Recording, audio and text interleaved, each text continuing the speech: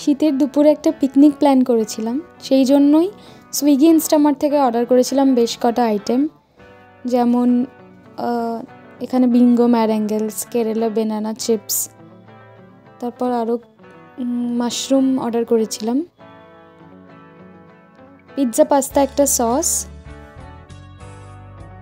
আর একটা box of corn, sweet corn order করে নিয়েছিলাম। আমাদের অ্যাকচুয়ালি প্ল্যান ছিল স্যান্ডউইচ বানানোর, তাই জন্য ব্রাউন ব্রেডও অর্ডার করে নিয়েছিলাম। আর এখানে একটা আমুল চিজের প্যাকেট, যেটার মধ্যে 5টা চিজের স্লাইস ছিল। তো এগুলো আমাদের ingredients cheesy mushroom corn sandwich বানানোর জন্য।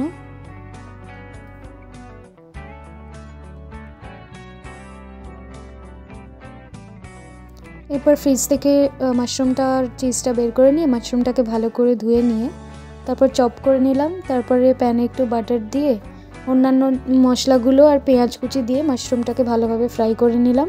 তার সাথে দিলাম কিছু সুইট কর্নস, ওটাকেও একসাথে বানিয়ে নিলাম। এইভাবে রেডি হয়ে গেল আমাদের পুর। তার সাথে একটা আলাদা কর্ন ভাজি বানিয়ে নিলাম, যেটাতেও এই পেঁয়াজ আর রসুন কুচি দিয়ে ওটাকে জাস্ট ঘিয়ের সাথে সটে করে নিলাম, তার সাথে মশলা।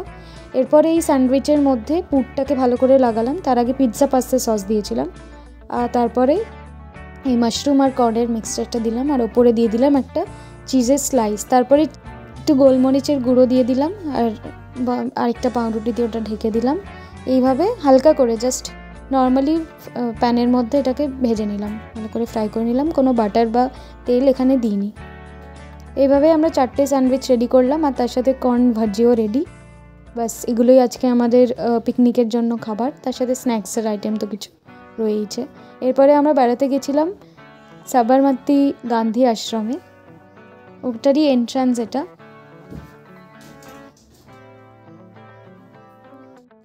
এরপরে আমরা চলে গিয়েছিলাম হৃদয়কুঞ্জ, যেটা ছিল গান্ধীজির থাকার যে আশ্রম।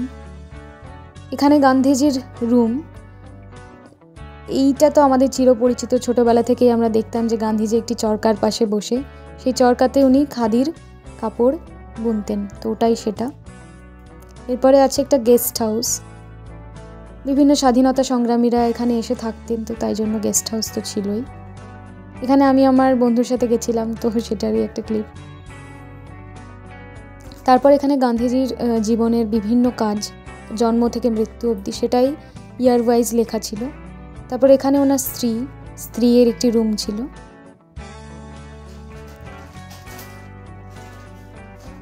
তারপরে এখানে ওনার নিত্য প্রয়োজনীয় জিনিস, যেমন ছড়ি, তারপর কলসি যেখান থেকে জল খেতেন, এটা ছিল রান্নাঘরের সামগ্রী। এখানে চশমা ছিল, বিভিন্ন ছুরি চামচ দেখানো হয়েছে।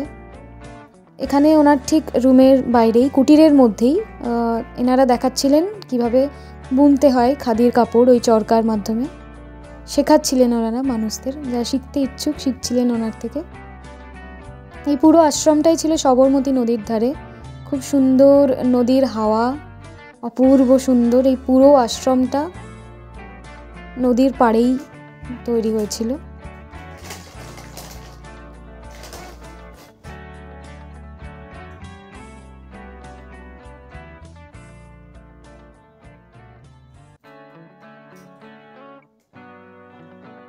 এখানে আমরা দেখেছিলাম বেশ টিয়া পাখি, এক ঝাঁক টিয়া পাখি বসে, এত ভালো, পুরো মন শান্ত করে দেবে, সুন্দর পরিবেশে, খুব সুন্দর গাছ, শহরের মধ্যে থেকেও এত গাছ জঙ্গল দিয়ে বানানো। এখানে আমরা তারপর বসে পড়েছিলাম শীতের দুপুরে পিকনিক করতে। ছিল ফ্রুটস, স্যান্ডউইচেস যেটা সকালে বানিয়েছিলাম, স্ন্যাক্স, বিস্কিটস। তারপরে আবার কি সবরমতী নদীর ধারে বেশ অনেকটা সময় কাটালাম।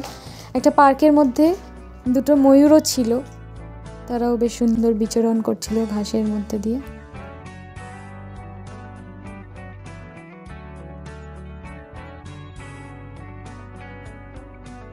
তারপর এখানে একটা মিউজিয়াম মতো ছিল, যেখানে ওনার বিভিন্ন কাজকর্মের একটা লিস্ট ছিল, প্লাস এখানে একটা ম্যাপ মতো দেওয়া, যেখানে ওনার প্রাইমারি স্কুল থেকে ওনার বিভিন্ন বাড়ি, ওনার থাকার জায়গা, সবটা একটা ম্যাপের মধ্যে দিয়ে বোঝানো ছিল। তারপরে আমরা চলে গেছিলাম রিভার ফ্রন্ট, ওটাও সাবরমতী নদীর ধারেই, আটল ব্রিজ। কাল খুব ভিড় ছিল ওখানে, অনেক জনসমাগম হয়েছিল, যেহেতু এখন ক্রিসমাস নিউ ইয়ার সেলিব্রেশন চলছে। বেশ সুন্দর একটা মনোরম পরিবেশে কাটালাম। ভিডিওটা ভালো লাগলে লাইক কমেন্ট সাবস্ক্রাইব করে দেবেন। Bye bye.